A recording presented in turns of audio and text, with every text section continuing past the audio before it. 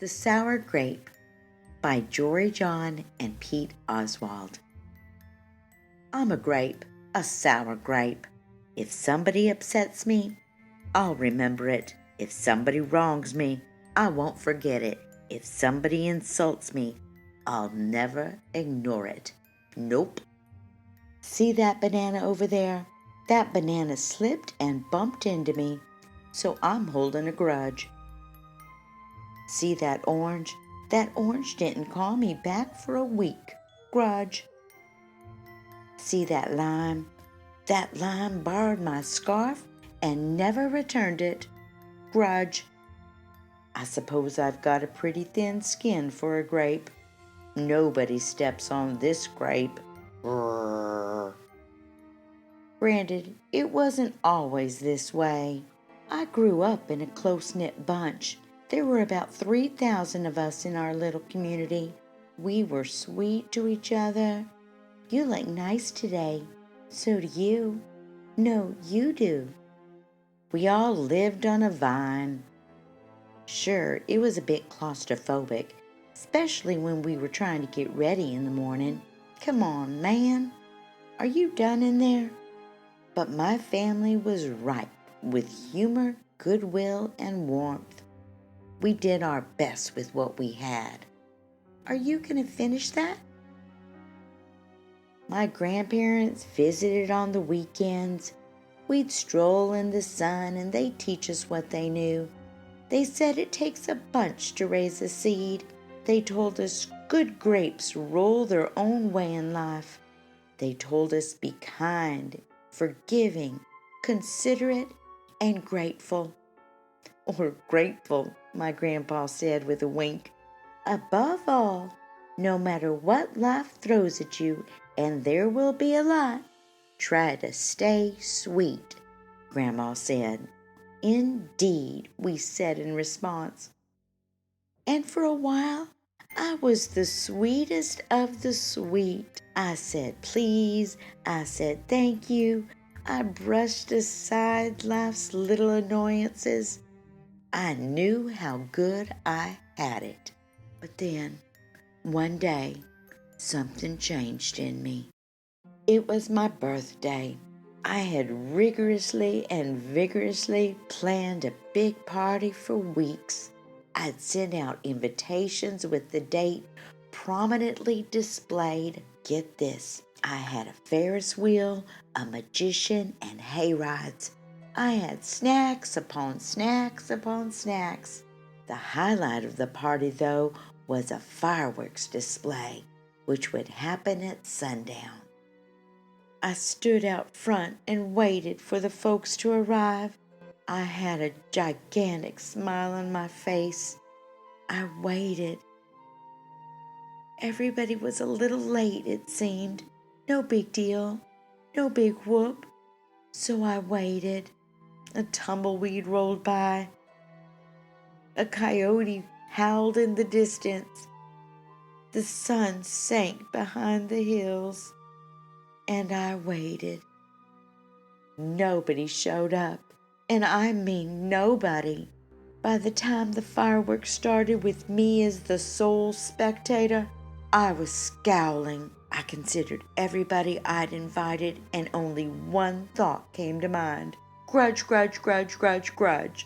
After that, my personality became something else entirely. I went from a sweet grape to a bitter grape to a snappy grape. Finally, I became a sour grape. Grrr. I started holding minor grudges that eventually became major grudges. I scowled so much my face got all squishy. I took my grumpiness out on others. And that's just how it's been, day after day, week after week, month after month, grudge after grudge. But something happened recently that changed my thinking. I was getting ready to meet up with my friend Lenny. The only fellow I know who's as sour as I am. Lenny and I usually go to the park, where we sit on a bench and rant about stuff. But just as I was heading out the door, I bumped my knee. After I bandaged myself up, I discovered I had a flat tire. And then I missed the bus, and the next bus was late. Finally, I got off at the wrong stop. By the time I arrived at the park, it was getting dark. Lenny was fuming and furious, with a frown and a furrowed forehead. His face looked all squishy. I tried to explain why I was so tardy, but Lenny wouldn't listen. He'd already made up his mind. He'd formed a huge grudge, and he wouldn't budge. I couldn't believe it.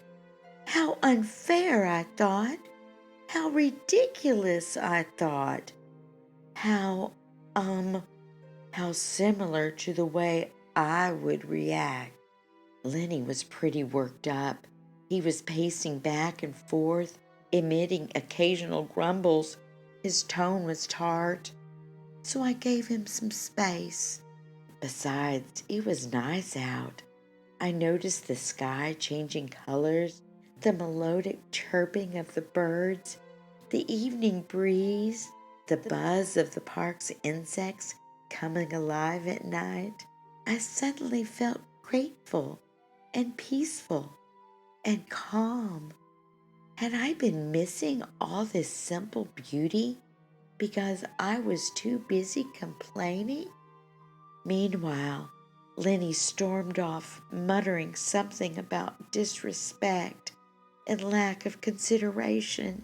I'm pretty sure I heard him add a grrr, too. I walked home. I pulled a dusty box out from under my bed. There were old family photos inside. I spotted myself in one of the pictures. I was so sweet. I knew that little grape from the photo was still a big part of me deep down.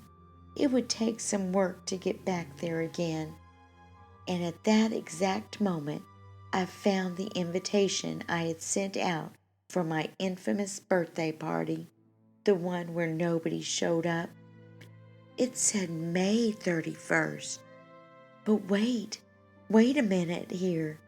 My birthday was May 21st. Alas, I told everyone to come on the wrong day. Gulp, it was my fault. I realized nobody's perfect, even me. After that day, I started noticing other things too, like how remaining sour all the time is so draining. I'd wasted so much energy holding grudges when I could have easily cleared the air if I'd felt hurt. And yes, I still get upset from time to time, but that's okay, because now I talk and I listen and I work things out instead of just walking away. My sourness is fading. I'm letting go of all my grudges. And hey, it's working. Slip-ups happen. I'm glad you're okay. Aw, thanks. That scarf looks sublime on you. Why don't you just keep it? Really? You're the best. Aren't you glad we got to catch up? I'm so grateful that we did. Sure, sometimes I let out a little grrr when I'm frustrated, like this. Grrr. But then I move on. My face is less squishy, too. Oh, don't worry. Things are okay with Lenny again. Gosh, I'm sorry I'm late. You must be furious. No big deal, my friend. You know what? If you look at things in the right sort of way, and if you remember to be kind, considerate, forgiving, and grateful, life really can be pretty sweet. Yes, indeed.